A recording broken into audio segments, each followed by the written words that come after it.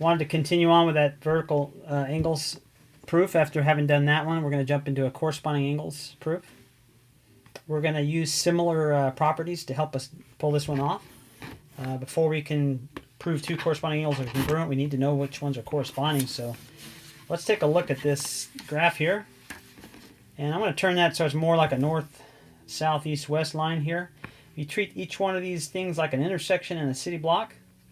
If you look at angle 4, it's kind of in the northeast quadrant of this intersection.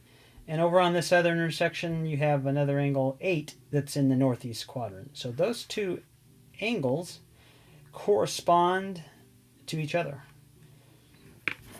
Now, when I throw in this other detail, that these lines are parallel, that makes those congruent angles. Now, we're trying to prove this.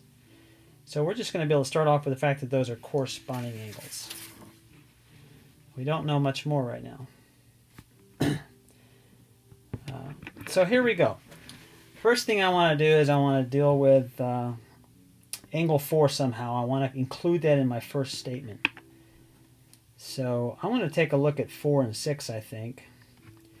And I'm going to say those two angles, which happen to be interior angles, they're inside the two parallel lines, and they're also on the same side. So we're going to say that angle 4, when you add it to angle 6, you should get 180 degrees. And this only works because those lines are parallel. And this is called same side interior angles. So that pair makes 180. And we're going to take advantage of the next pair too. So we're also trying to deal with 8, angle 8. We're ultimately trying to say 4 is congruent to angle 8.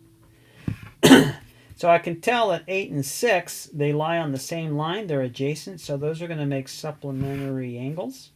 So I can do the same thing here. And in this case, I'm going to say 4 plus angle 8, plus 8 plus 6 equal 180.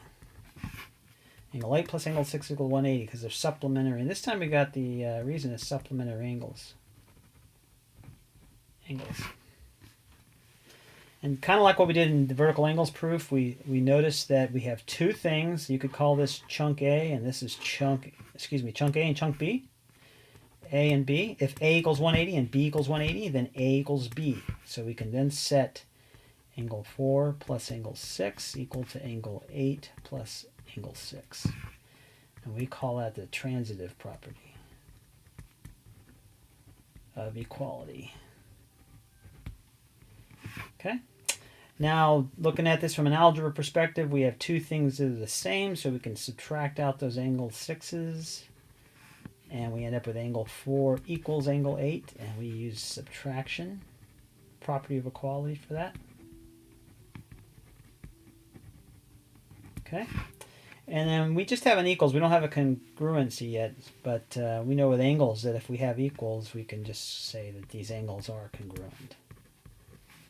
And definition of congruent. Congruent angles, something like that. And that's our final line.